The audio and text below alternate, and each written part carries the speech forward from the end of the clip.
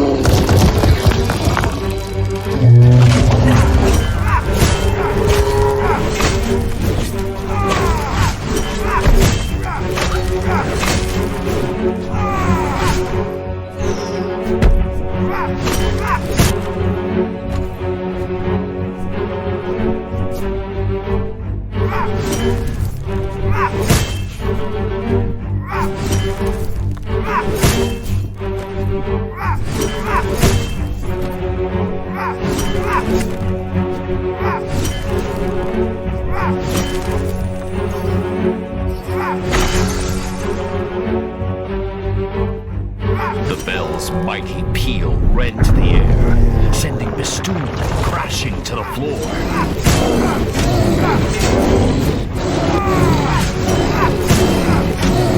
This is for my friends, Farhad cried.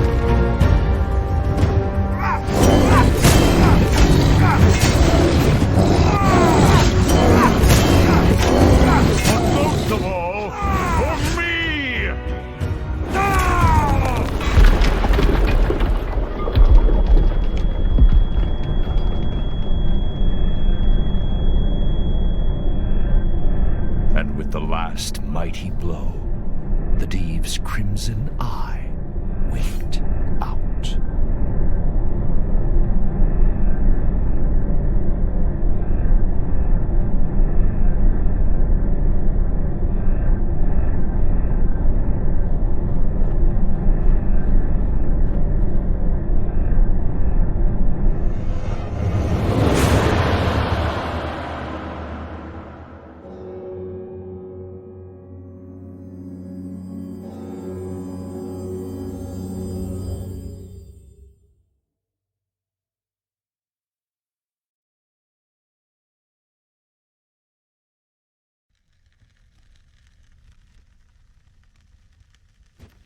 The storm within Farhad's heart rivaled the one that rent the dark skies.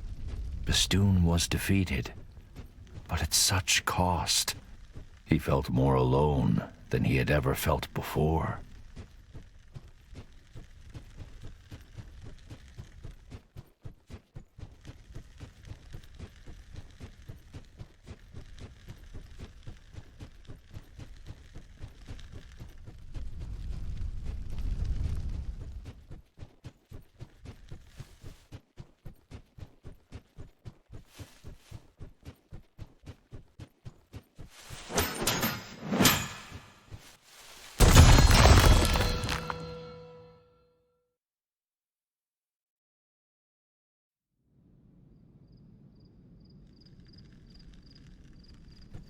For the first time since he awoke on Mount Bistun, his path was clear, but he had no one to share the news with.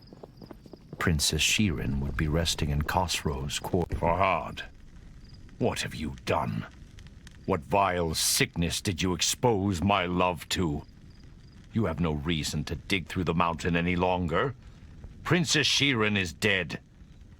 Your king, Khosrow.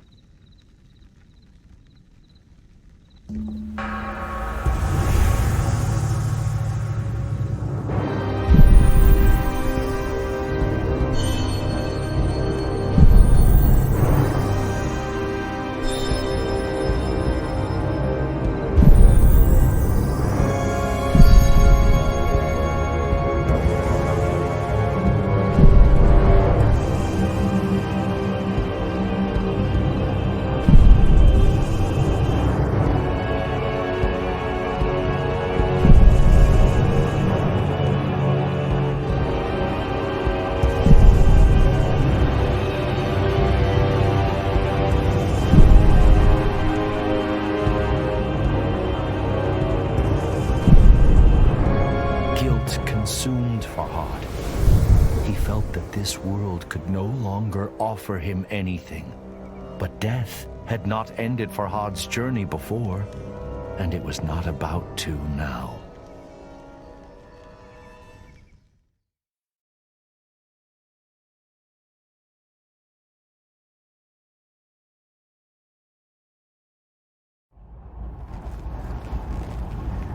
Instead, Farhad drew ever closer to answers. The final steps on the path laid out before him. The path that ended in the realm of forgotten memories.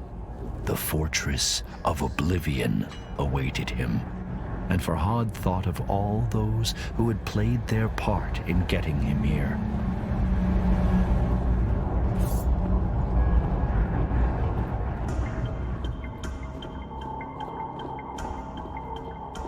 All seeds, with his wisdom and kind heart.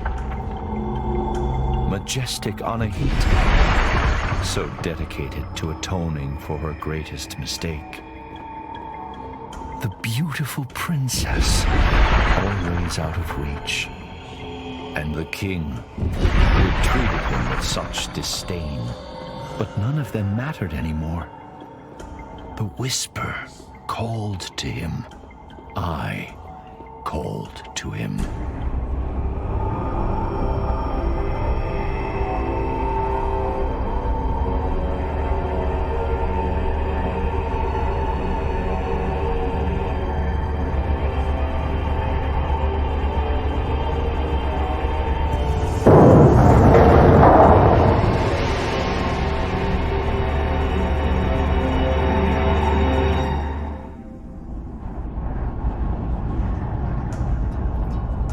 Fear and foreboding chilled Farhad as he walked amongst the horrors. Exiled and forgotten people, ensnared by the blight, trapped in endless suffering, their silent screams frozen in their gullets.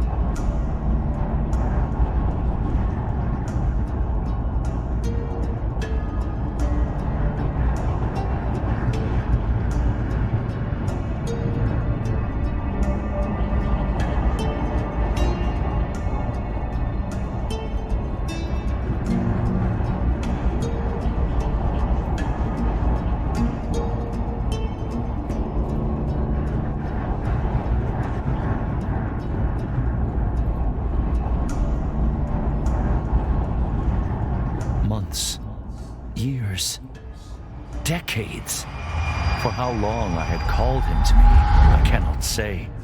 My voice gave out. But still, I cried out across the realms. Unimaginable agonies racked my body. Yet I never sought refuge in insanity. The wound that never heals reminded me of my mortality and my purpose.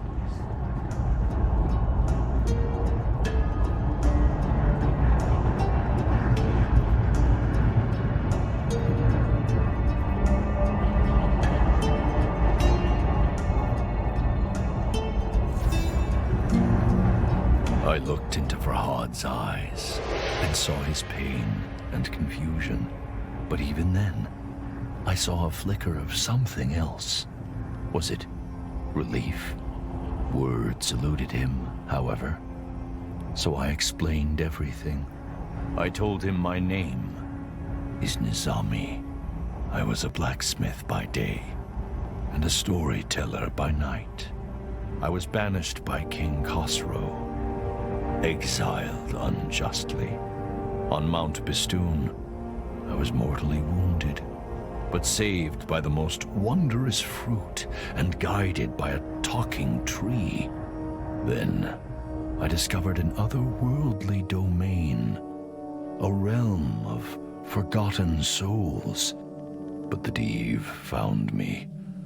I was imprisoned in the fortress of oblivion, doomed to be forgotten, teetering on the edge of oblivion. Agony poured from my wound and took form. You, Farhad, are created out of my pain, out of my wound, I told him. You are the manifestation of hope, the embodiment of purpose. I had lost count of the number of times Farhad had reached my prison, but each time he had refused my plea, refused to set me free.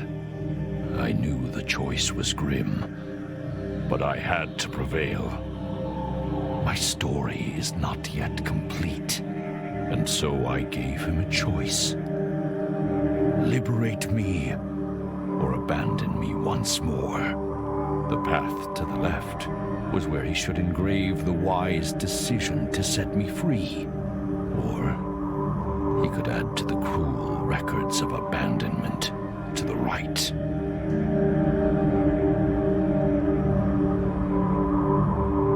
You lie, Farhad said, his hands trembling, but I knew he did not believe his own words. It is just human nature to question that which explains all. Farhad seized his head and yelled, "Tell me the truth!" "Calm yourself, Farhad," I said in a soothing tone. "Do not let anger confuse your thoughts. We are one," I repeated. "I feel every pain that you do. But the difference," I told him, "is that my pain never dwindles. The moments of serenity as dusk falls, the sense of triumph when a fearsome foe has been vanquished. You experience these things and more," I said. "I have only pain. And when you faltered, and my agony was too much to bear, you were reborn from my wound. With my words." Farhad recalled his visions of leaving the fortress alone. "Look at me, Farhad," I implored. "You do not realize how special you are. You are a part of me, but more than I could ever be." I knew his uncertainty, but I explained that, unlike me, he has a choice: to free me or make the mistake of abandoning me again, to embrace the rare gift that I have offered, meaningful purpose, or shun it.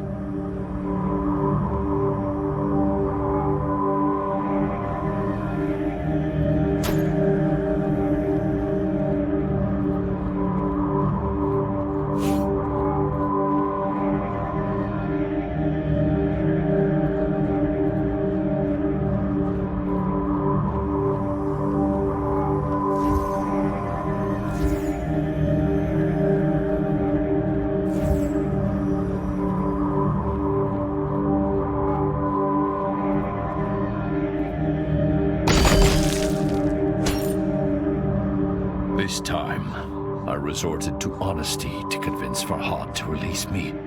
If he rescued this poor old man, his creator, from a life of torture, I promised to continue my journey. I would seek out the source of the blight afflicting nature, the reason behind the chaos that sweeps through Persia, and destroy it. But sadly, there was a catch. To leave my unnatural shackles empty would draw unwanted attention. Farhad would have to take my place. At this, the sculptor growled and turned his head. "Wait," I implored. "You do not understand." I told him how this sacrifice would give his life meaning. After all, it was his purpose. It was what he was created for. The only way he could escape the cycle. And I promised that when my quest was complete, I would come back to return the favor.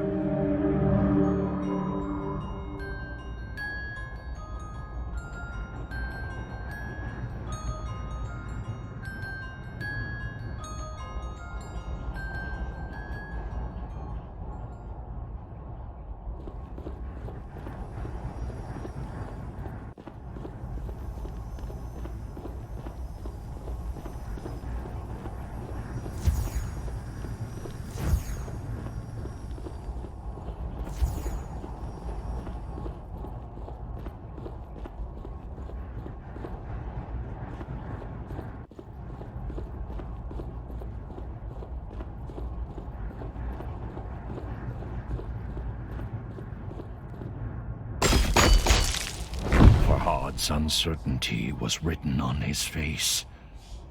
So I warned him against abandoning me again.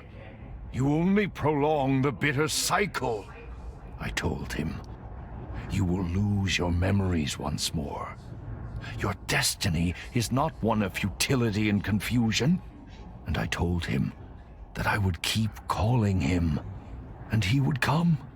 Is that what you want? I asked. To go through all the heartache you have endured yet again? But I could not force him to see reason. If he would leave me again, I promised to send him away from this place.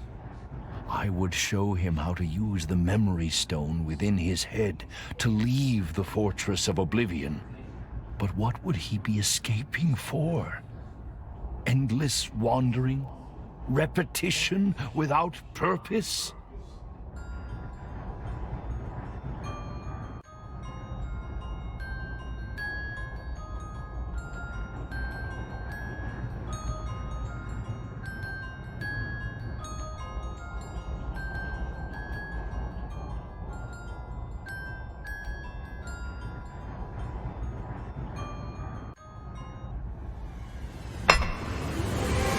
I groaned, but I knew this was not the end.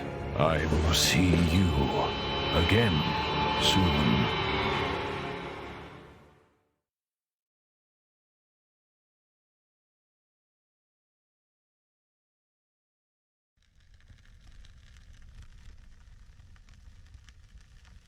Once again, Farhad refused his destiny and condemned me to further torment.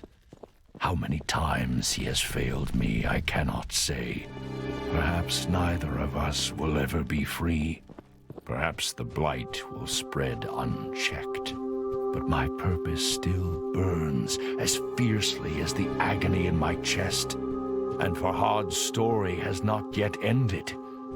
It cannot end yet. A wave of nausea washed over Farhad. He stumbled. Darkness closed in. He staggered on. Before oblivion drew in again. He lost consciousness again and again. Panic streaked through his muddled mind. And then he remembered my warning, the bitter cycle. With every step, his memory slipped away. I must engrave Nizami, he thought. I must not forget.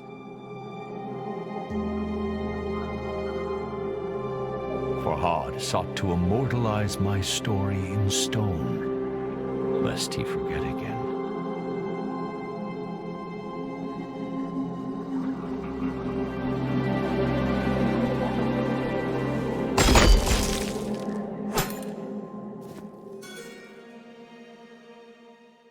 And against all odds, he did it. He looked back at all the engravings he had made and found hope in them. Hope that he could walk a different path.